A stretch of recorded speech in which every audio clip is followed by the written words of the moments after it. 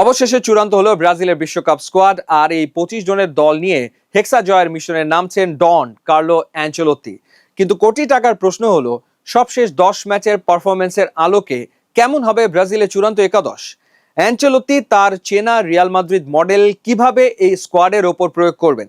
Injury কাটিয়ে ফেরা Neymar কি শুরুর একাদশে থাকবেন, নাকি তরুণ এনরিক আর ভিনিসিয়াস জুনিয়রই সামলাবেন আক্রমণের মূল দায়িত্ব?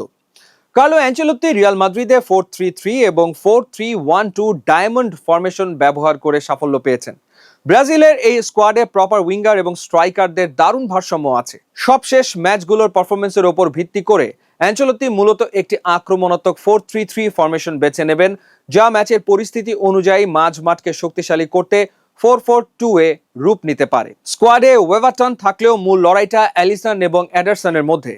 তবে অ্যানচেলোত্তির ক্লাসিক্যাল গোলকিপিং পছন্দ এবং সবশেষ 10 ম্যাচে বিগ ম্যাচ পারফরমেন্সের কারণে লিভারপুলের অ্যালিসন বেকারই থাকছেন পোস্টের নিচে নাম্বার 1 চয়েস।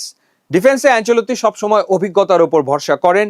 রক্ষণ ভাগের মূল দুই স্তম্ভ হবেন পিএসজির মার্কুইনস এবং আর্সেনালের গ্যাব্রিয়াল মাগাহায়েস। ব্যাকআপ হিসেবে ব্রেমার এবং লিও পেরেইরা থাকায় ডিফেন্স বেশ সলিড।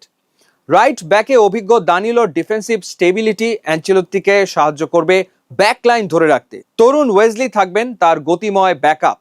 লেফট ব্যাকে অভিজ্ঞ আলেক্সান্দ্রো এবং ডগলাস সান্তোসের মধ্যে লড়াই হবে, তবে বড় ম্যাচের অভিজ্ঞতায় আলেক্সান্দ্রোই এগিয়ে থাকবেন।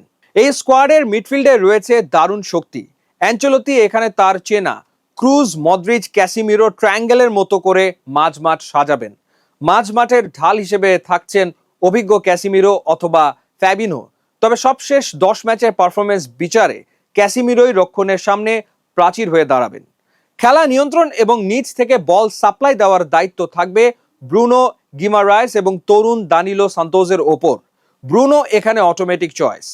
আক্রমণাত্মক ফুটবলের জন্য অ্যাটাকিং মিডফিল্ডে খেলবেন লুকাস পাকুয়েতা। তিনি মূলত বক্সে লেট রান করে গোল করার সুযোগ খুঁজবেন, ঠিক যেভাবে রিয়ালে বেলিংহাম খেলেন। এই স্কোয়াডের সবচেয়ে আকর্ষণীয় জায়গা হলো ফরওয়ার্ড লাইন। এখানে অ্যানচেলোত্তির হাতে অপশনের অভাব নেই। লেফট উইংয়ে বিশ্বের অন্যতম সেরা উইঙ্গার ভিনিসিয়াস জুনিয়র থাকছেন বাম প্রান্তে। অ্যানচেলোত্তির অধীনে রিয়ালে যেভাবে তিনি রাজত্ব করেছেন, ব্রাজিলেও তার ব্যতিক্রম হবে না। গ্যাব্রিয়েল মার্তিনেল্লি থাকবেন তার তুখোড় ব্যাকআপ। রাইট উইং বা ডান প্রান্তে দুর্দান্ত ফর্মে থাকা বোটাফোগোর লুইস হেনরিকে অথবা বার্সেলোনার রাফিনিয়ার মধ্যে কঠিন লড়াই হবে। তবে সবশেষ 10 ম্যাচের আলোয় লুইস হেনরিকের সাম্প্রতিক ফর্ম তাকে এগিয়ে রাখতে পারে কিছুটা। Number 9 striker. মেইন স্ট্রাইকার হিসেবে রিয়াল মাদ্রিদের তরুণ তুর্কি এনরিকি অ্যানচেলোত্তির প্রথম পছন্দ হতে যাচ্ছেন। ম্যাথিউস কুনিয়া বা ইগার থিয়াগো থাকবেন পরিস্থিতি অনুযায়ী ট্যাকটিক্যাল চেঞ্জের জন্য। তাহলে নেইমার জুনিয়র কোথায় খেলবেন? অ্যানচেলোত্তির মাস্টার প্ল্যানে নেইমার যদি শতভাগ ফিট থাকেন, তবে তাকে উইংয়ে নয় বরং পাকুয়েতার জায়গায় নাম্বার 10 বা ক্লাসিক প্লেমেকার রোলে দেখা যেতে পারে। সেক্ষেত্রে এনরিক ও ভিনির পেছন থেকে নেইমার খেলবেন ফ্রি রোলে। এই দলের মূল গেম প্ল্যান হবে উইথাল অ্যান্ড পেস। ভিনিসিয়াস এবং লুইস হেনরিকের গতি ব্যবহার করে উইং দিয়ে প্রতিপক্ষকে চূর্ণ করা হবে। আর যখন নেইমার বা পাকুয়েতা মাঝখান থেকে বল হোল্ড করবেন, তখন এনরিক প্রতিপক্ষের ডিফেন্ডারদের বক্সে ব্যস্ত রাখবেন। ক্যাসিমিরো এবং ব্রুনো গিমারায়েস মাঝ মাঠের কাউন্টার অ্যাটাক রুখে দিয়ে ডিফেন্সকে পুরোপুরি সুরক্ষিত রাখবেন। আপনার কি মনে হয় এই স্কোয়াড এবং একাদশ নিয়ে ব্রাজিল 2026 বিশ্বকাপে হেক্সা মিশন সফল করতে পারবে? নেইমারকে কি শুরুর একাদশে রাখা উচিত নাকি সুপার সাব হিসেবে? আপনার মতামত কমেন্টে জানান।